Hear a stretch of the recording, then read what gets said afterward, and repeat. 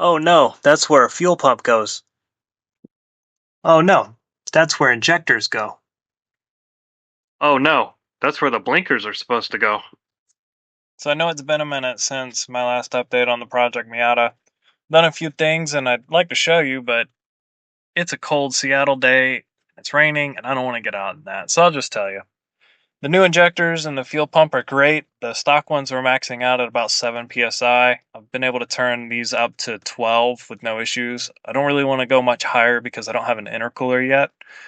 The blinker air intakes are pretty great too. It allows some of the cold air to bypass the radiator and get into the engine bay. The air intake temps have dropped by about 25 degrees in the city and 40 degrees on the interstate, so I'm pretty impressed. And I'm not too worried about overheating issues because it's pretty cold right now, so it should keep me until summer and I can get an intercooler in. So I've had a busy day. Changed out not one, but two rear hubs. As I'm making this, I'm realizing this is the perfect time for that one bit of audio that says, what's meaningless to most people, or however. Anyways, it ends with, I have two of these. I did it. Yay. Quick update on the Miata. Last update, I had a whole bunch of oil leaking out of the front main seal. A couple weekends ago, I went ahead and just rebuilt the whole front of the engine here. Accessory belts, timing belts, water pump, gaskets, the front main seal, of course. And the good news is it doesn't leak anymore. Bad news is the footage I recorded over the 28 hours I worked on my car, TikTok decided it was just going to delete it all except for about the last 5 seconds. So all that's gone. But it was fairly uneventful except from a couple bolts. But I did go ahead and take the time to install this nice, beautiful radiator from CX Racing, all aluminum, and it looks great and works even better. In fact, it actually works a little bit too well in these nice, beautiful, sunny 50-degree Seattle Springs we have. Actually, I'm surprised it's not raining, if I'm being honest. Yeah, which is good though, because I'm about to put in an intercooler. So what I'm gonna do is I'm gonna take this power steering reservoir and I'm gonna move it right here. Cut out a hole, just like there is here. That'll free up all this space from these hoses, so I can take this intercooler pipe, shoot it straight down, around through the intercooler, around the other end of the radiator, and straight back up. So the intercooler is in the mail, should be delivered here soon. I already have I'm sitting on the radiator. This is very hot. Should have the rest of the parts in soon, and assuming TikTok doesn't delete all my videos again, I'll keep everybody up to date. So TikTok decided once again it was only going to save the last clip that I recorded from yesterday. I don't know what's going on. Maybe it's my phone. I don't really care at this point, but I do want to show you this. That right there is a sexy ass intercooler in my car now. Painted matte black, so it's not quite as noticeable. So that right there is a 2.5 inch downpipe going straight down with plenty of clearance on a 1990 Mazda Miata with a 1.8 block retaining power steering and AC. Alright, power steering reservoir was moved to here.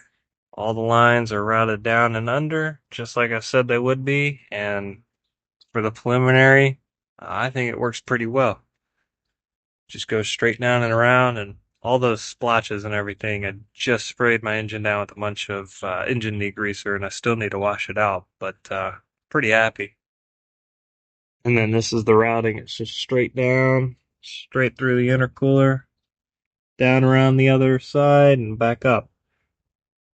Now notice I don't have a shroud, okay? So if you see right here, all that air that goes through, try to get underneath the car here, all the air that comes through this intercooler is just going down around the radiator instead of up through it.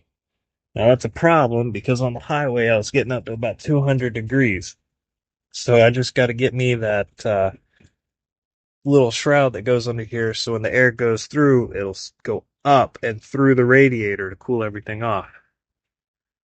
Other than that, though, this intercooler here works really well. It was about 55 degrees last night, and when I was cruising around town, my intake temps were between 55 and 56. And then when I hit full boost at about 12 psi, It only went up to 58. So, I mean, really couldn't ask for more. So now I'm gonna clean up the engine a little bit more, get all these ugly splotches off of it, get the power steering fluid that I spilt up, and then see what I can do about sourcing one of those shrouds. Last update I had, my car was overheating. So I came over to the garage to work on it a little bit today, and I'll show you what I did. So I didn't really take any video, but I had this hose for whatever reason. I guess I had a nick right here. It just kind of blew out. So I fixed that and put a little brass fitting down there. I still got to get the hose clamps on, but I put a brass fitting down here so this hose didn't have a gigantic crease in it, so it should flow the bypass a lot better. So the second thing I did was I fixed this intake right here to where it didn't have this 110-degree angle going down and straight back, and instead it kind of spirals around a little bit just to kind of reduce the sharp angle right here at the intake. And I don't really know if that's going to help anything, but I like it a lot better. Now, of course, my cut down here is absolutely trash, but I checked it and rechecked it. It's not really going to affect anything. Now, the last thing I did today was I put on this little piece of corrugated plastic right here up under the car. Now, this should help direct the air coming out of the intercooler up and back into the radiator. Now, I realize I have these two massive holes on both sides, okay, and that air is most likely going to come out and around instead, but that should produce quite a bit of cooling effectiveness. Now, at some point, I'll go in and I'll fill in these gaps, but just for right now, I want to see how this works. And it's just real simple to do. Just some brackets from Home Depot and a piece of corrugated plastic, like I said. I just slip this in right up under the bumper and between the intercooler and the bumper, and it's real snug. There's no moving. And then these brackets kind of squish it in between the bottom of the radiator, and it's going to hold for a bit just to see what I can do. The goal will be to have like sheet metal down here. I just got to get a good idea of what I'm doing before I go and buy a bunch of sheet metal. Now, what I still need to do is replace this fan. This fan is not working for some reason. It could be the solder.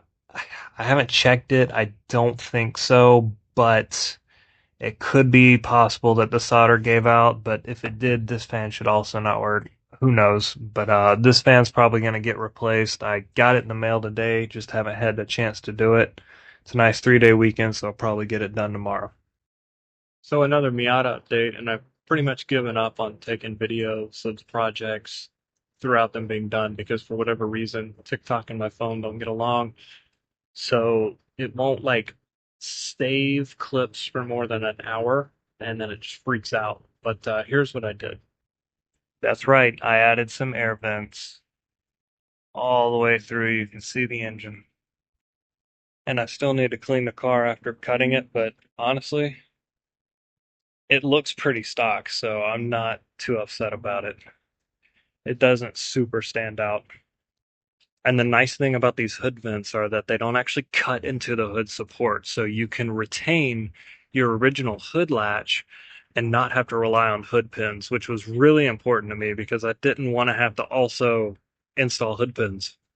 And the reason I didn't want to install hood pins is because I'm trying to keep this car stealth. I'm trying to keep it as low key as possible without sacrificing performance. Like, yeah, I could have just not put in hood pins. I could have just kept the intake signals normal. I could have not installed an intercooler, but I don't want to sacrifice performance for stealth. I'm trying my best to balance it, but I think these look really good. Like I said, it's nice that I don't have to install hood pins if I don't want to. And while there are better vents on the market that do well, vent better, the other nice thing about these is that when it rains, and it rains a lot in Seattle, it just, well, I'll show you. You can't really see, but it just falls on the radiator and the fans. Okay, and those fans are like $40, and they're not just gonna quit because a little water gets on them. But like some of the hood vents that come back further, okay, now it's starting to rain on my turbo, which is right here. Okay, you definitely want to leave this area alone because that's where all your little spark plugs are on the engine, right? All the way back there. You want to leave that alone. This area right here is the intake, right? So you got your throttle body right around here and your whole intake body and your injector. So I didn't want to mess with anything back here where everything's important. It's just landing on an aluminum radiator. It's not going to rust. If it does short or burn something out, it's just going to be two very easily replaceable fans. That was really important. So last weekend, I actually cheated and put on just the center one. And all last week, I did notice there was a 5 to 10 degree decrease in oil and water temperatures. Now, this isn't a magical cure-all for overheating, but they do work. They're not just aerodramatics. So I definitely recommend these if you're going turbo. It helps a little bit with those underhood temperatures, and they're super easy to install.